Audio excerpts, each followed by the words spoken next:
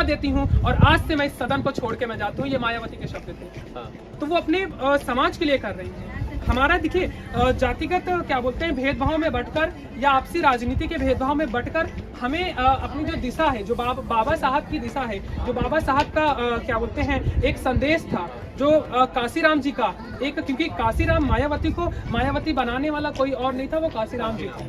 तो शायद उनके अगर मूल चीज़ों को, उनकी मूल बातों को, उनके संदेशों को हमें लेके चलना है तो बेहतर होगा, क्योंकि आज के समय में कुछ ऐसी पार्टियां हैं जो जनता के ऊपर, लोगों के ऊपर हावी होती जाती हैं, क्योंकि अब न विकास, न रोजगार, न दलित, न वंचित, न शोषित, न ओबीसी, न मुस्लिम, किसी भी पार्टी जाति के लोगों को साथ लेके नहीं चला जा रहा है। आज हिंदू मुस्लिम, हिंदू वर्सेस दलित का राजनीति करके सत्ता पे काबिज है। लेकिन शायद ये ज्यादा दिन तक आपके दर्शक भी देख रहे होंगे और लोग भी आपके चैनल के माध्यम से देख रहे होंगे, शायद ये राजनीति एक डब्बे में बहुत जल्दी सिमटेगी और शायद वो जो आंकड़ा 302 402 वो शायद फिर से 2 पर सिमटने का बहुत जल्दी समय आएगा। आपने इशारों में बातें कर दी, समझने वाले समझ के होंगे, मैं भी समझ गया। बिल्कुल, इशारों में देखिए, जो इशारों में समझ जाए, जो इशारों में अपनी बातें समझा दे, वही समझदार होता है। बिल्कुल।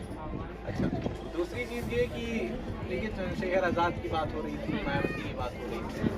अभी एक वामन मिश्राम का वीडियो वायरल हुआ था, वाम सेफ के अध्यक्ष हैं वामन मिश्राम, उनका वीडियो वायरल हुआ। उसमें वो ये कह रहे हैं कि मायावती के चैप्टर को क्लोज करने की जरूरत, बसपा का खात्मा होना जरूरी है।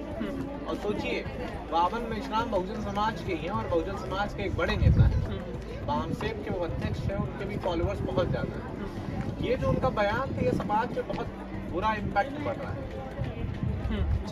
तो ऐसे में इन जैसे बड़े नेताओं का ये सब कहना, ये जो बिना सोचे कही जाने वाली जो बातें हैं, ये कह देना, ये मुझे तो नहीं समझ में आ रही। देखिए, जो आपने की बात कही है, ठीक है, उसमें तो यही होता है, हम हैं बाकी सारे कम हैं, ठीक है।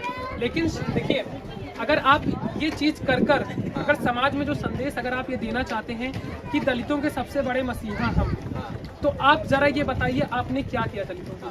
बिल्कुल सही बात। रतन लाल जो है प्रोफेसर, दिल्ली के प्रोफेसर हैं हिस्ट्री के, उन्होंने ट्वीट कर ये लिखा भी वामन मिश्राम की वीडियो पे कि आप पहले काउंसलर जिता लो, फिर बसपा को खत्म करने की बात करना।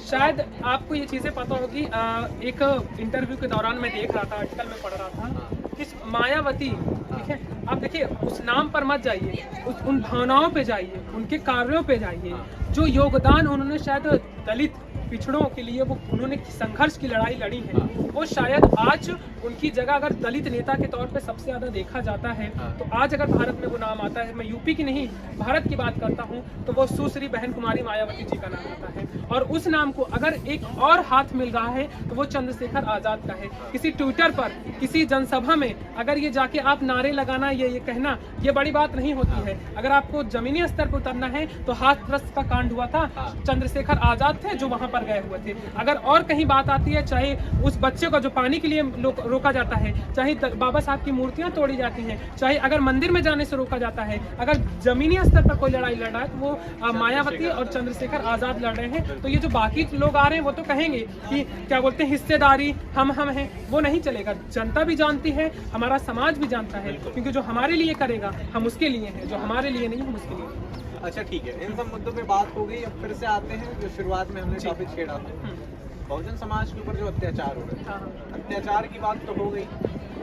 अत्याचार होने के बाद जो कार्यवाही नहीं होती, समय से कार्यवाही नहीं होती है, केस को बीते हुए 1 महीने हो जाते हैं, 2 महीने जाते हैं, कुछ नहीं होता है, तो ये कहाँ कमियाँ रह जा रही हैं? मतलब सरकार क्या चाहती है?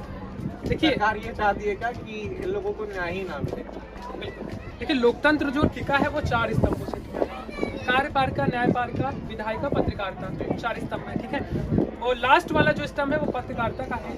अब हमारा जो क्या बोलते हैं, जो हम अगर बात करते हैं, हमारा शासन, हमारा प्रशासन इतना लचीला है कि मैं अगर दलितों की बात एक साइड में रखता हूँ तो बेगुनाह जिनके ऊपर अभी शायद क्या बोलते हैं आरोप सिद्ध नहीं हुए, वो जेलों में 15 साल 30 साल से पड़े हुए हैं। तो आप इस चीज़ों को कोर्ट यहाँ नहीं कर सकते हैं, क्योंकि उसमें गलती सरकार की होती है, सरकार अलग पक्ष रखता है, कहीं ना कहीं सरकार का हस्तक्षेप होता है, मैं उसको नजरअंदाज नहीं करता हूँ, लेकिन उसमें गलती होती है जो जुडिशरी है, जो न्यायपालिका है, क्योंकि हमारा लचीलापन इतना ज़्यादा हो गया है प्रशासन में कि जो बेगुनाह हैं वो जब 15 साल या 30 साल की सजा काट रहे हैं, वो जब बाहर आते हैं उनका ना समाज में अस्तित्व होता है, ना उनका परिवार का अस्तित्व होता है। क्या उनको वो इज्जत, वो बराबरी, वो सामाजिक जो क्या बोलते हैं बदलाव होना चाहिए, तो क्या दोबारा प्रशासन उनको देगा? नहीं।